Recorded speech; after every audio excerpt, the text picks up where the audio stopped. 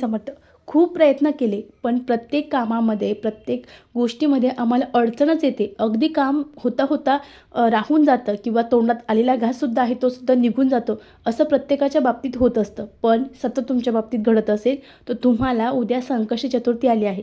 या संकष्टीला तुम्हाला अतिशय साधा आणि प्रभावी उपाय करायचा आहे. उपाय अगदी साधा आणि सोपा आहे. कसा करायचा? चला तर सांगते.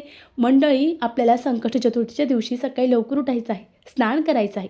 आपल्या आजूबाजूला कुठेतरी गणपतीचं मंदिर असणार आहे.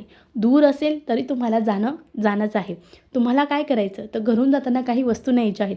तुम्हाला एक अगरबत्ती, यासोबत एक शुद्ध गाईचा तुपाचा दिवा, यासोबत एक नारळ, एक डाळिंब, एक लाल फूल, दुर्वा आणि काही प्रसादाला पेढे किंवा फळं किंवा गुळ खोबरं काहीही नेऊ शकतात. तुम्हाला मंदिरात जायचं आहे, मंदिरात अगरबत्ती लावायची आहे, दिवा लावायचा आहे, गणपती बाप्पाला नमस्कार करायचा आहे, जे दुर्वा नेले आहे ते अर्पण करायचे आहे, लाल फूल नेलं आहे ते अर्पण करायचं आहे, नमस्कार करायचा आहे. त्यानंतर आपण नेलेला नारळ आणि डाळिंब हातात घ्यायचं आहे आणि गणपती बाप्पाला सांगायचं आहे, हे विघ्नहरा, माझं या 2025मध्ये माझी ही इच्छा होती, ती पूर्ण झाली नाही, पण ती इच्छा तुम्ही लवकरात लवकर पूर्ण करा, असं म्हणायचं आहे. आणि ते डाळिंब आणि नारळ गणपती बाप्पांना अर्पण करायचं आहे. असं केल्याने तुमची लवकरात लवकर इच्छा पूर्ण होणार आहे.